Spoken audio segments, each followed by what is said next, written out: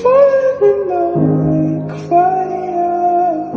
Can you fix me up? Can you show me hope? The end of the day, I'm helpless. Can you keep me close? Can you love me more?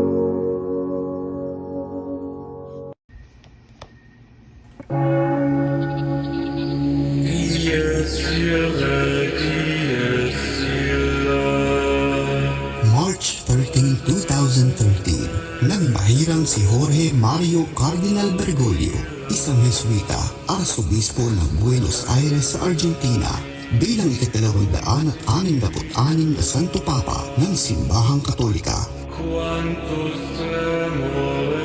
Ngayong 2025 ay pagdiriwang ng kanyang ika-12 taon ng pagiging Santo Papa ng Simbahang Katolika ay ang kanyang pagpanaw sa edad na 88. Pope Francis, ang ika-266 na Santo Papa ng Simbahang Katolika mula December 17, 1936 hanggang April 21, 2025. Eternal rest grant unto him, O Lord, and let perpetual light shine upon him. May he rest in peace. Amen.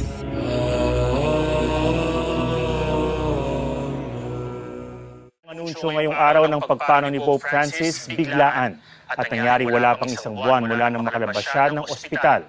Tinututukan ng marami ang pagkakakonfine niya ng mahigit isang buwan mula noong Pebrero dahil sa sakit na double pneumonia. May report si Ian Cruz. Cari fratelli e sorelle, buona Pasqua. Sakay ng wheelchair, dumungo sa balkonahe ng St. Peter's Basilica si Pope Francis nitong Easter Sunday. Gaya ng mga nagdaang selebrasyon ng Pasko, Bagong Taon at Linggo ng Pagkabuhay, ibinahagi niyang Urbi et Orbi o to the city and to the world na espesyal na mensahe para sa Easter Sunday Mass. Nanawagan siya ng ceasefire sa Gaza at kapayapaan sa Ukraine na nakikipaggiyera sa Russia. Matapos ito, bumaba siya para lapitan ng mga deboto sakay ng open-air Pope Mobile.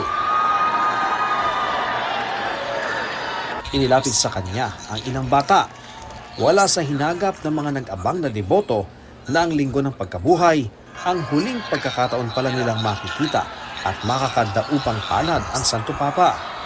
Carissimi fratelli e sorelle, con profondo dolore devo annunciare la morte del nostro Santo Padre Francesco.